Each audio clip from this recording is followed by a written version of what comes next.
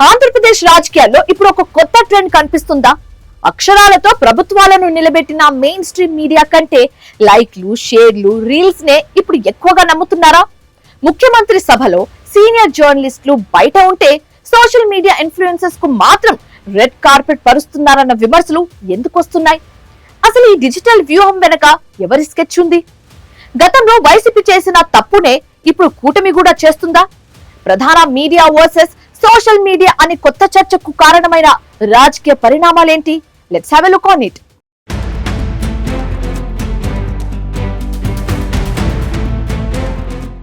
ఆంధ్రప్రదేశ్ ముఖ్యమంత్రి నారా చంద్రబాబు నాయుడు పర్యటనలో ఈ మధ్యకాలంలో ఊహించని సరికొత్త పరిణామాలు కనిపిస్తున్నాయి.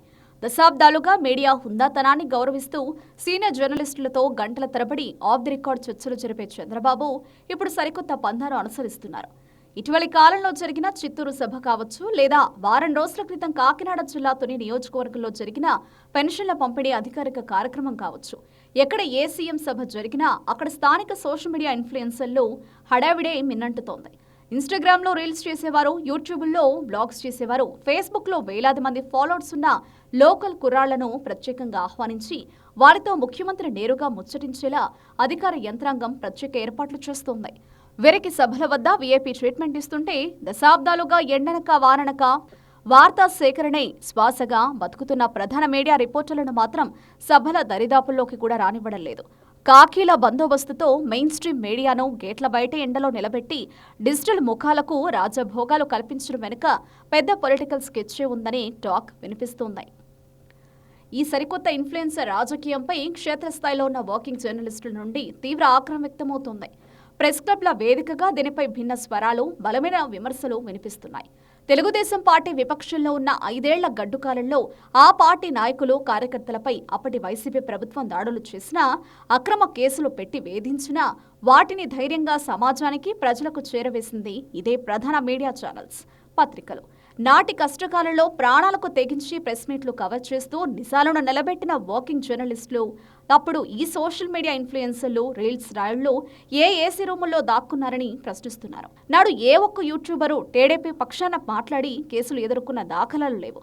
కానీ తీరా కూటమి అధికారంలోకి వచ్చాక నాడు అండగా నిలిచిన ప్రధాన మీడియాను కరివేపాకులా తీసి పక్కన పెట్టి కేవలం వ్యూస్, లైకుల కోసం పాకులాడే ఇన్ఫ్లుయెన్సర్లకు పెద్దపీట వేయడంపై సీనియర్ జర్నలిస్టులు విస్మయం వ్యక్తం చేస్తున్నారు.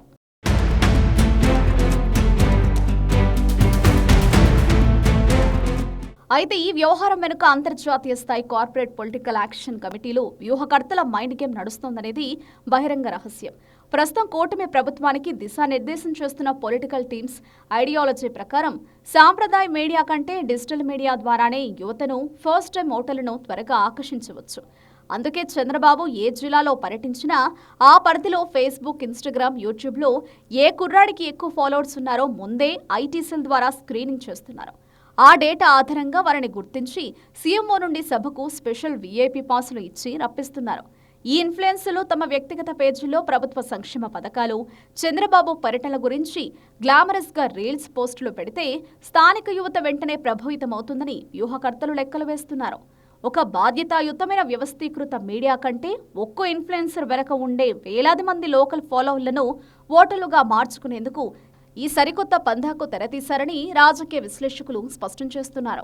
వ్యూహకర్తల కమర్షియల్ లెక్కలు ఎలా ఉన్నా వార్తల సేకరణ, ప్రెజెంటేషన్, విశ్వసనీయత విషయంలో సోషల్ మీడియాకు, ప్రధాన మీడియాకు నక్కకు నాగలోకానికి ఉన్నంత వ్యత్యాసం ఉంది. సోషల్ మీడియాలో వచ్చే కంటెంట్కు ఎలాంటి అబ్జర్వేషన్ గానీ, ఎడిటింగ్ గానీ ఉండదు. ఎవరు పడితే వారు కెమెరా ముందుకొచ్చి లైకుల కోసం తోచింది మాట్లాడేయవచ్చు, అబద్ధాలను ప్రచారం చేయొచ్చు. కానీ ప్రధాన మీడియాలో అలా కాదు. గ్రౌండ్ లెవెల్లో ఒక ఇన్సిడెంట్ జరిగితే రిపోర్టర్ దాన్ని సేకరించి నిజానిజాలు నిర్ధారించుకుని జిల్లా బ్యూరోకి పంపుతారు. అక్కడ నుంచి డెస్క్లో ఉండే సీనియర్ సబ్ ఎడిటర్లు ఆ వార్తను పూర్తి స్థాయిలో స్క్రూటినీ చేసి లీగల్ అంశాలను పరిశీలించి అబద్ధాన్ని వేరు చేసి నిజం మాత్రమే ప్రసారం చేస్తారు. అందుకే ప్రధాన మీడియా వార్తలకు సమాజంలో గౌరవం, చట్టబద్ధత ఉంటాయి. సోషల్ మీడియా వార్తలు కొన్నిసార్లు కేవలం సెక్యులేషన్స్, విద్వేషాలు, వివాదాలకే దారితీస్తాయి. ఇప్పటికీ సీనియర్ సిటిజన్లు, సమాజంలో కీలక నిర్ణేతలు ప్రధాన మీడియాని నమ్ముతారు. కానీ ప్రస్తుత పాలకులు మాత్రం వ్యవస్థలతో కూడిన మీడియాను కాదని ఒక వ్యక్తిపై ఆధారపడి సోషల్ మీడియా వైపు మొగ్గు చూపడం వెనుక ఇతర బలమైన స్థానిక కారణాలు కూడా కనిపిస్తున్నాయి.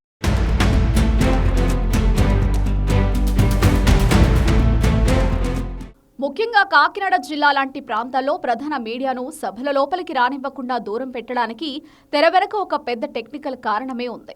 కాకినాడ సమాచార పౌర సంబంధాల శాఖలో ఏళ్ల తరబడి పనిచేసిన ఓ కీలక అధికారి నిబంధనలు పూర్తిగా తుంగలు తొక్కారనే ఆరోపణలు వెల్లువెత్తుతున్నాయి. చిన్న పత్రికలు, వీక్లీల పేరుతో కేవలం 3 నెలల జిరాక్స్ పేపర్లు సబ్మిట్ చేస్తే చాలు. ఇలాంటి గ్రౌండ్ వెరిఫికేషన్ లేకుండా అర్హత లేని వారికి కూడా వందల సంఖ్యలో అక్రిడేషన్ కార్డులు మంజూరు చేసేశారనే అభియోగాలు ఉన్నాయి. అప్పట్లో కలెక్టర్ ప్రభుత్వం చూసి చూడనట్లు వ్యవహరించడంతో ఆంధ్రప్రదేశ్లోనే ఎక్కడా లేని విధంగా కాకినాడ జిల్లాలో రికార్డు స్థాయిలో వేలాది అక్రిడేషన్ కార్డులు జారీ అయ్యాయి. ఇప్పుడు సీఎం పర్యటన లాంటి ప్రభుత్వ అధికారిక కార్యక్రమం జరిగినప్పుడు నిబంధనల ప్రకారం అక్రిడేషన్ ఉన్న ప్రతి ఒక్కరికి పాసులు ఇవ్వాలి. అలా ఇస్తే జర్నలిస్టుల సంఖ్య వేలల్లో దాటిపోతుంది.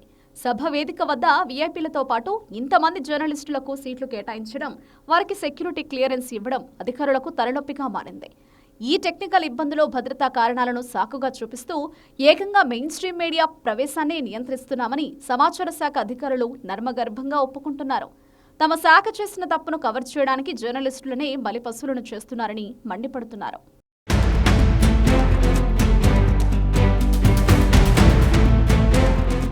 అయితే ఈ లైకులు, వ్యూస్ రాజకీయం ఎంతవరకు సేఫ్ అనేది ఇప్పుడు $1 మిలియన్ ప్రశ్నగా మారింది.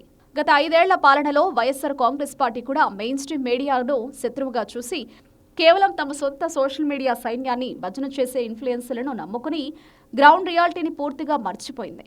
సోషల్ మీడియాలో అంతా బాగుంది అనే భ్రమలో విహరించిన వైసీపీ అధినేతకు తీరా ఎన్నికల ఫలితాలు వచ్చేసరికి గ్రౌండ్లో ఉన్న జనం ఎలాంటి షాక్ ఇచ్చారో చరిత్ర సాక్షిగా అందరూ చూశారు. చరిత్ర చెబుతున్న ఈ చేదు సత్యాన్ని విస్మరించి ఇప్పుడు కూటమి ప్రభుత్వం కూడా అదే డిజిటల్ భ్రమల్లో విహరిస్తూ అక్షర సైన్యాన్ని దూరం పెడితే క్షేత్రస్థాయిలో ప్రజా అసంతృప్తి తీవ్రమయ్యే ప్రమాదం ఉందని సీనియర్ జర్నలిస్టులు హెచ్చరిస్తున్నారు. అక్షరాన్ని కాదని కేవలం రీల్స్ను నమ్ముకుంటే భవిష్యత్తులో పొలిటికల్ తిప్పలు తప్పవనే వాదన గట్టిగా వినిపిస్తుంది. మరి ఇప్పటికైనా కూటమి పెద్దలు కళ్లు తెరిచి ప్రధాన మీడియాతో సంబంధాలను పునరుద్ధరిస్తారా, లేక ఇన్ఫ్లుయెన్సర్ల హడావిడిలోనే మునిగి తేలుతారా అనేది చూడాలి. మొత్తానికి అపార రాజకీయ అనుభవం ఉన్న చంద్రబాబు నాయుడు లాంటి లీడర్ ఇలా రీల్స్ బ్యాచ్కు ప్రాధాన్యత ఇవ్వడం వెనుక ఉన్న వ్యూహకర్తల ఈ మాయాజాలం ఎంతవరకు వర్కౌట్ అవుతుందనేది కాలమే సమాధానం చెప్పాలి.